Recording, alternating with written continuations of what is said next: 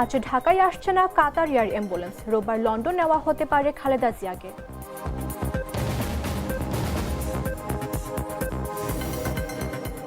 ঢাকায় পৌঁছে খালেদা জিয়াকে দেখতে এভার কেয়ার হাসপাতালে জুবাইদা রহমান।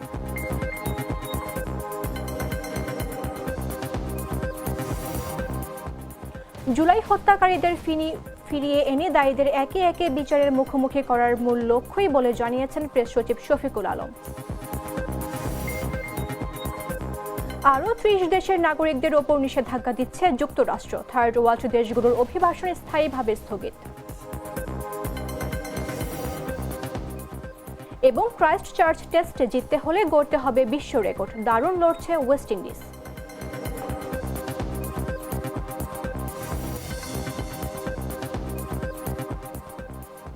আমন্ত্রণ দুপুর ৩টার নিউজে, আপনাদের সাথে রয়েছে আমি মামদুহা রাইসা।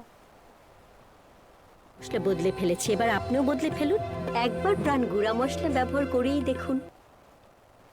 কাতার এয়ার অ্যাম্বুলেন্স আজ ঢাকায় আসছে না, ফলে স্থগিত হলো খালেদা জিয়ার লন্ডন যাত্রা।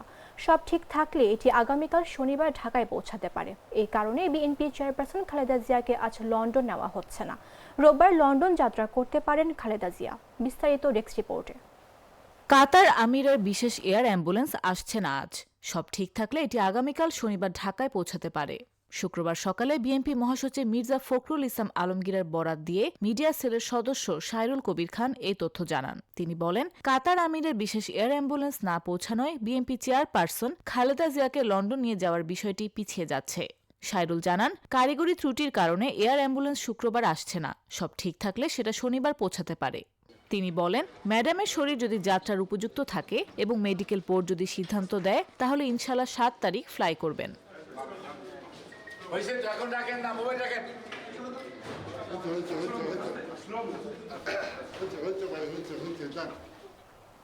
বিএনপি চেয়ারপারসন ও সাবেক প্রধানমন্ত্রী খালেদা জিয়াকে দেখতে রাজধানীর এভার কেয়ার হাসপাতালে পৌঁছেছেন দলের ভারপ্রাপ্ত চেয়ারম্যান তারেক রহমানের স্ত্রী জুবাইদা রহমান।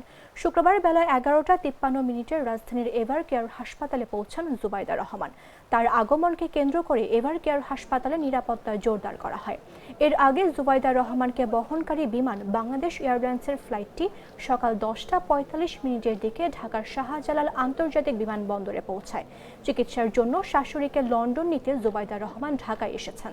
কাতারের আমিরের পাঠানো এয়ার অ্যাম্বুলেন্স কারিগরি ত্রুটির কারণে না আসায় খালেদা জিয়াকে লন্ডনে নেওয়ার প্রক্রিয়া কিছুটা পিছিয়ে গেছে। আজ সকাল 10টায় বিএনপির মিডিয়া সেলের ভেরিফাইড ফেসবুক পেজে এ তথ্য জানানো হয়। শারীরিক অবস্থা ঠিক থাকলে মেডিকেল বোর্ড সিদ্ধান্ত দিলে খালেদা জিয়া আগামী রোববার লন্ডনের উদ্দেশ্যে রওনা দেবেন। বিএনপির মিডিয়া সেলের ফেসবুকে জানানো হয়, দলের মহাসচিব মির্জা ফখরুল ইসলাম আলমগীর জানিয়েছেন, কারিগরি ত্রুটির কারণে এয়ার অ্যাম্বুলেন্স আজ আসছে না। সবকিছু স্বাভাবিক থাকলে আগামীকাল শনিবার পৌঁছাতে পারে। প্রধান উপদেষ্টার প্রেস সচিব শফিকুল আলম বলেছেন, জুলাই হত্যাকারীদের ফিরিয়ে আনা আমাদের মূল লক্ষ্য। এটা আমাদের শপথ, আমাদের অঙ্গীকার। ২৪শে জুলাইয়ে আন্দোলনে দেশের অসংখ্য শিক্ষার্থী জনতাকে হত্যা করেছিল ফ্যাসিস্ট সরকার। আন্তর্জাতিক অপরাধ ট্রাইব্যুনালে প্রমাণিত হয়েছে ফ্যাসিস্ট সরকারের গণহত্যার চিত্র। শুক্রবার মাগুরা সরকারি উচ্চ বিদ্যালয়ের মাঠে আন্তঃ কলেজ ফুটবল টুর্নামেন্ট উদ্বোধনকালে তিনি এসব কথা বলেন। শফিকুল আলম বলেন, শেখ হাসিনা ও আসাদুজ্জামান খান কামালের আন্তর্জাতিক অপরাধ ট্রাইব্যুনাল বিচারের রায়ে মৃত্যুদণ্ড হয়েছে। আমরা চাই তাদের দেশে এক্সট্রাডিশন করা হোক। তাদের আপিল করার অধিকার আছে। দেশীয় আন্তর্জাতিক নিয়ম মেনে তাদের রায় দ্রুত কার্যকর হয়, আমরা সেটাই করব। যারা যারা এ হত্যাকাণ্ডের সঙ্গে জড়িত ছিল, তাদের রক্তের দাগ লেগে আছে, তাদের প্রত্যেককে আমরা বাংলাদেশে ফিরিয়ে আনবো। এটা শহীদদের কাছে আমাদের দায়, আমাদের শপথ। আমরা ফেল করলে এটা পরবর্তী জেনারেশন নেবে। এই জায়গায় কোনো ছাড় নেই। দেশের প্রত্যেকটা মানুষ একতাবদ্ধ। তাদের ছেলে মেয়েকে যারা খুন করেছে, পঙ্গু করে দিয়েছে, দেশে ফিরিয়ে এনে বিচারের আওতায় আনবো। এটা আমাদের শপথ। আমাদের হাতে ৭০ দিনের মতো আছে ইলেকশনের আগ পর্যন্ত। আমরা পারবো কিনা জানি না, তবে আমাদের চেষ্টা থাকবে। আমরা চাই যে যারা যারাই এই হত্যাকাণ্ড, এই হত্যাযজ্ঞের সাথে যারাই জড়িত ছিলেন, যাদের হাতে রক্ত আছে, তাদের প্রত্যেককে বাংলাদেশে আমরা ফিরিয়ে আনবো। এটা আমাদের শহীদদের কাছে আমাদের দায়, আমাদের শপথ। যারা শহীদ হয়েছেন তারা আমাদেরকে বলছেন যে আমাদের বিচার কি, আমাদের এই হত্যার বিচারের কি হলো। তো এটা আমাদের তো দায়, এটা আমাদের করতেই হবে। এটা আমরা যদি ফেল করি সেটা আমাদের পরবর্তী জেনারেশন নিবে। বাট এই জায়গায় কোনো ছাড় কারো নাই, কেউ ছাড় দেওয়ার নাই। বাংলাদেশের প্রত্যেকটা মানুষ, 18 কোটি মানুষ এখানে একতাবদ্ধ। তাদের ছেলে মেয়েদেরকে যারা খুন করেছে, যাদেরকে পঙ্গু করে দিয়েছে, যাদেরকে জীবনকে বিভীষিকাময় করে দিয়েছে, আমরা তাদেরকে বাংলাদেশে এনে বিচারের আওতায় রাখবো।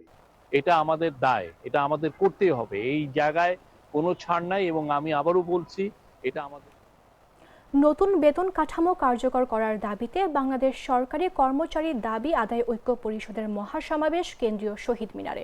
শুক্রবার সকাল 9টায় কেন্দ্রীয় শহীদ মিনারে সমাবেশ শুরু করে তারা। এতে সরকারি বিভিন্ন দপ্তরের ডজন খানেক সংগঠনের নেতা ও কর্মচারীরা এই কর্মসূচিতে অংশগ্রহণ করে। কর্মচারী নেতারা বলেন, দীর্ঘদিন ধরে নতুন পে স্কেল বাস্তবায়নের দাবিতে আমরা আন্দোলন চালিয়ে যাচ্ছি, কিন্তু তাতে সরকার দৃশ্যমান কোনো পদক্ষেপ করেনি, তাই রাজপথে নামতে বাধ্য হয়েছে। এছাড়া সমাবেশের চলমান আন্দোলন অব্যাহত রাখার পাশাপাশি সরকারকে 15 ডিসেম্বরের মধ্যে পদক্ষেপ নেওয়ার আলটিমেটাম দেন নেতারা। নির্ধারিত সময়ের মধ্যে নতুন পে স্কেল বাস্তবায়ন না হলে ঐক্য পরিষদ পরবর্তী পর্যায়ে কঠোর কর্মসূচি ঘোষণা করবেন বলেও জানান তারা।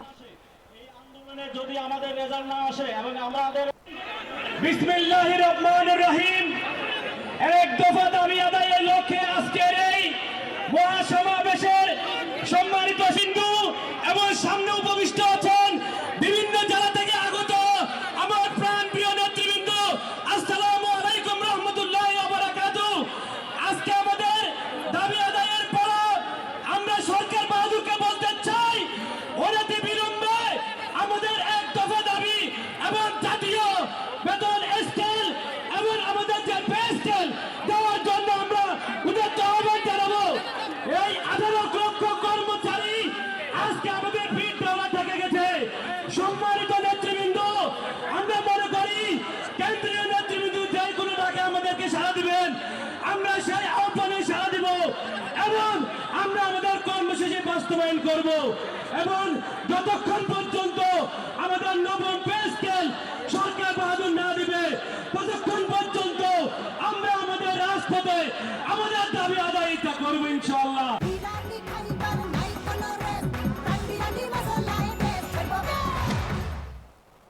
জুলাই আন্দোলনে ভারতীয় আধিপত্যবাদের রাজনীতির কবর দেয়া হয়েছে বলে মন্তব্য করেছেন ঢাকা বিশ্ববিদ্যালয়ের কেন্দ্রীয় ছাত্র সংসদের ভিপি আবু সাদিক কায়েম। শুক্রবার সুনামগঞ্জের ছাতক শহরের ট্রাফিক পয়েন্টে ছাত্র নাগরিক সমাবেশ শেষে সাংবাদিকদের প্রশ্নের জবাবে তিনি এ মন্তব্য করেন। সাদিক কায়েম বলেন, 54 বছরের বাংলাদেশে ভারতীয় দালালরা বিভিন্ন ষড়যন্ত্র চক্রান্ত করেছে। বিশেষ করে গত 16 বছরে বাংলাদেশ ছিল ভারতের সাপ্লাই কলোনির মতো। বিপ্লবে এদেশের তরুণরা, ছাত্ররা এই ফ্যাসিবাদের বিরুদ্ধে, অন্যায়ের বিরুদ্ধে, রাজতন্ত্রের বিরুদ্ধে, মাফিয়াতন্ত্রের বিরুদ্ধে তারা রাস্তায় নেমেছিল। আমাদের 2000 ভাই বোন শহীদ হয়েছে, 40,000 আমাদের ভাই বোন গাজী হয়েছে, যার বদৌলতে আজকে আমরা নতুন বাংলাদেশ পেয়েছি। এই নতুন বাংলাদেশের আকাঙ্ক্ষা কি? এই জুলাইয়ের আকাঙ্ক্ষা কি? কেন এত মানুষ জীবন দিয়েছে? কেন এত মানুষ গাজী হয়েছে? তাদের মূল আকাঙ্ক্ষা ছিল একটি ইনসাফ ভিত্তিক বাংলাদেশ নির্মাণ করা, যে বাংলাদেশে কোনো ধরনের জুলুমতন্ত্র থাকবে না, যে বাংলাদেশে কোনো মাফিয়াতন্ত্র থাকবে না, যে বাংলাদেশে কোনো সন্ত্রাস থাকবে না, যে বাংলাদেশে চাঁদাবাজি থাকবে না, যে বাংলাদেশে টেন্ডারবাজি থাকবে না, যে বাংলাদেশে দর্শকদের ঠিকানা হবে না, যে বাংলাদেশে থাকবে সাম্প্রদায়িক সম্প্রীতি, সকল মানুষের অধিকার। এই বাংলাদেশ সকল মানুষের অধিকার নিশ্চিত করার জন্য আমাদের আজকে ঐতিহাসিক সুযোগ এসেছে। আজকে আমরা জুলাইয়ের মাধ্যমে যে প্রজন্ম তৈরি হয়েছে, সেই প্রজন্মকে এই ঐতিহাসিক দায়িত্ব পালন করতে হবে। আমরা কি পারবো সেই ঐতিহাসিক দায়িত্ব পালন করতে? রমজান শুরু হতে এখনো 2.5 মাস বাকি, কিন্তু চট্টগ্রামের খাতুনগঞ্জে ইতিমধ্যেই শুরু হয়েছে রমজানের আগাম প্রস্তুতি। ডলার সংকট কাটিয়ে ওঠা এবং নীতিগত বাধা শিথিল হওয়ার পর এবার ব্যাপকভাবে ঋণপত্র খুলেছে আমদানিকারকরা। ফলে ছোলা, মটর, মসুর, খেজুর, ভোজ্য তেল, চিনি থেকে শুরু করে রমজানের প্রয়োজনীয় প্রায় সব ভোগ্য পণ্যই আগাম দেশে আসতে শুরু করেছে।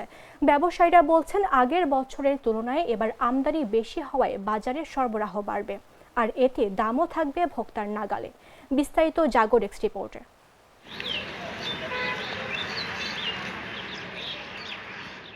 রমজান শুরু হতে এখনো 2.5 মাস বাকি, কিন্তু চট্টগ্রামের খাতুনগঞ্জে ইতোমধ্যে শুরু হয়েছে রমজানের আগাম প্রস্তুতি। ডলার সংকট কাটিয়ে ওঠা এবং নীতিগত বাধা শিথিল হওয়ার পর এবার ব্যাপকভাবে ঋণপত্র খুলেছেন আমদানিকারকরা।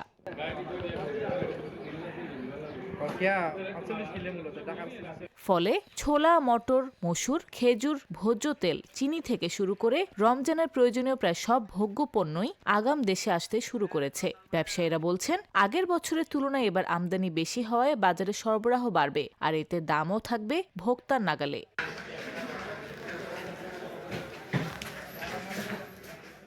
এনবিআর এর তথ্য বলছে, মটর আমদানি গত বছরের তুলনায় বেড়েছে 3 গুণেরও বেশি। 1,90,000 টনের বেশি মটর এসেছে কানাডা, অস্ট্রেলিয়া ও ভারত থেকে। ছোলার আমদানিও বেড়েছে 15,000 টনের বেশি। খেজুর এসেছে আগের বছরের তুলনায় দ্বিগুণেরও বেশি। অপরদিকে মসুর আমদানি কমলেও বাজারে গত বছরের স্টক থাকায় দামের ওপর চাপ পড়েনি।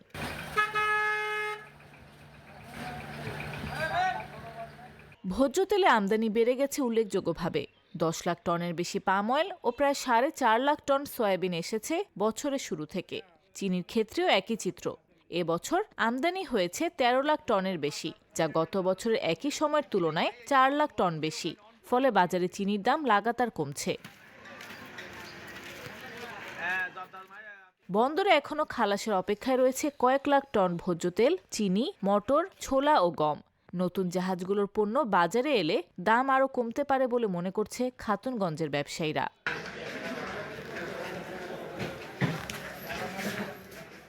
ব্যবসায়ীরা জানিয়েছেন, বর্তমানে মটর বিক্রি হচ্ছে 40 থেকে 43 টাকায়, ছোলা 83 টাকায়, সয়াবিন তেল 6,800 টাকায় মন, আর চিনি 3,220 টাকা। 1 মাস আগের তুলনায় এসব পণ্যের দাম অনেক কম। তাদের আশা, রমজানে এবার বাজার থাকবে স্থিতিশীল আর ভোক্তারা স্বস্তি পাবেন প্রয়োজনীয় পণ্যের দামে। নিউজ ডেস্ক, জাগো নিউজ। ফরিদপুরের ভাঙ্গায় বাস চাপায় অটোরিকশায় থাকা 3 যাত্রী নিহত হয়েছেন। তাদের মধ্যে 2 মহিলা ও 1 পুরুষ রয়েছেন। এ ঘটনায় আহত হয়েছেন 2 শিশু সহ আরও 4 জন। তাদেরকে ভাঙ্গা উপজেলা স্বাস্থ্য কমপ্লেক্সে ভর্তি করা হয়েছে। শুক্রবার বেলা 12টার দিকে ফরিদপুর ভাঙ্গা বরিশাল মহাসড়কের পূর্ব সদরদি এলাকায় এই দুর্ঘটনা ঘটে। পুলিশ জানায়, ভাঙ্গা থেকে টেকেরহাটের উদ্দেশ্যে একটি অটোরিকশা চুমুরদি ইউনিয়নের দিকে যাচ্ছিল। পথিমধ্যে পূর্ব সদরদি এলাকায় পৌঁছালে অপর দিক থেকে আসা দ্রুতগতি একটি বাস চাপা দিলে ঘটনাস্থলে 3 জন নিহত হন। ভাঙ্গা হাইওয়ে থানার ভারপ্রাপ্ত কর্মকর্তা মোহাম্মদ রকিবুজ্জামান জাগো নিউজকে বলেন, মরদেহ উদ্ধার ও আহতদের ভাঙ্গা উপজেলা স্বাস্থ্য কমপ্লেক্সে পাঠানো হয়। প্রাথমিকভাবে নিহতদের পরিচয় পাওয়া যায়নি। উদ্ধার অভিযান চলছে।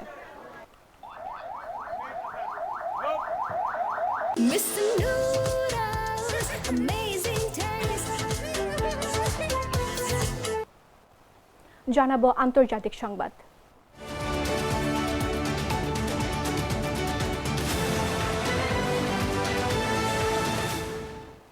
যুক্তরাষ্ট্র আরও 30টি বেশি দেশের নাগরিকদের উপর ভ্রমণ নিষেধাজ্ঞা আরোপ করতে যাচ্ছে। বৃহস্পতিবার ফক্স নিউজকে দেওয়া এক সাক্ষাৎকারে homeland security secretary Kristi Noem বলেন, প্রেসিডেন্ট ট্রাম্প আরও কিছু দেশ নিয়ে মূল্যায়ন করছেন। এই বছরের জুনে ট্রাম্প 12টি দেশের নাগরিকদের ওপর প্রবেশ নিষেধাজ্ঞা এবং আরও 7টি দেশের ওপর ভ্রমণ সীমাবদ্ধতা আরোপ করেছিলেন।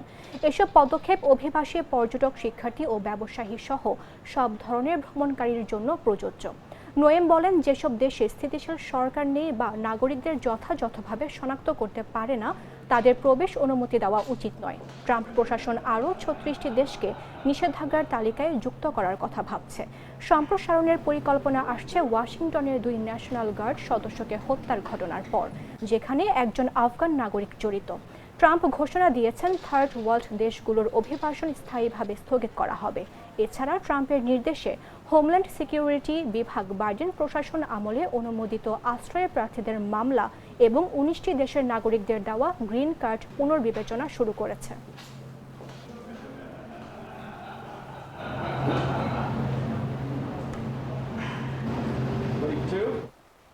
সংবাদ শেষ করব খেলার খবর জানিয়ে।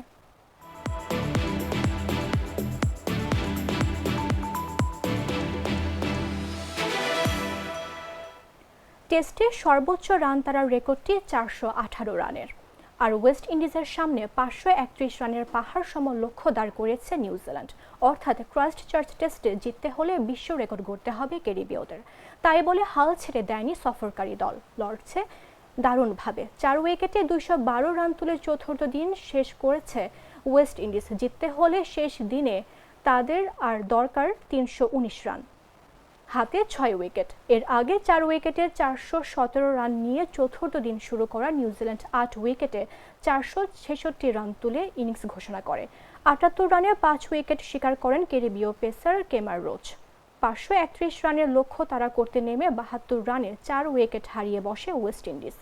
জন ক্যাম্পবেল 15, ত্যাগনারায়ণ চন্দরপল 6, অলিক আথানাজে 5 আর রস্টন চেস 4 রানে আউট হন। সেখান থেকে দলের হাল ধরেন শাই হোপ আর জাস্টিন গ্রেভস। পঞ্চম উইকেটে তারা অবিচ্ছিন্ন আছেন 140 রানে। হোপ 116 আর গ্রেভস 55 রানে অপরাজিত আছেন।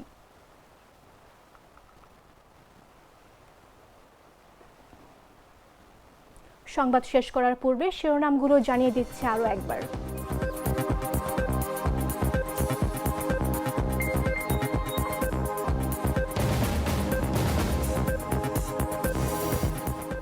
আজ ঢাকায় আসছে না কাতার এয়ার অ্যাম্বুলেন্স, রোববার লন্ডন নেওয়া হতে পারে খালেদা জিয়াকে।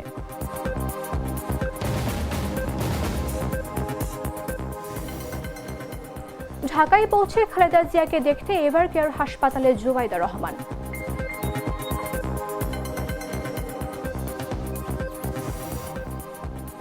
জুলাই হত্যাকারীদের ফিরিয়ে এনে দায়ীদের একে একে বিচারের মুখোমুখি করার মূল লক্ষ্য বলে জানিয়েছেন প্রেস সচিব শফিকুল আলম। আরও 30 দেশের নাগরিকদের ওপর নিষেধাজ্ঞা দিচ্ছে যুক্তরাষ্ট্র। থার্ড ওয়ার্ল্ড দেশগুলোর অভিবাসন স্থায়ীভাবে স্থগিত। এবং ক্রাইস্টচার্চ টেস্টে জিততে হলে গড়তে হবে বিশ্ব রেকর্ড, দারুণ লড়ছে ওয়েস্ট ইন্ডিজ।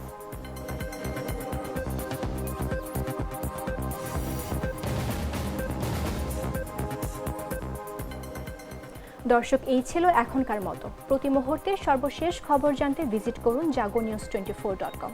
ফলো করুন আমাদের ভেরিফাইড ফেসবুক পেজ এবং সাবস্ক্রাইব করুন জাগো নিউজের ইউটিউব চ্যানেল। ধন্যবাদ সবাইকে।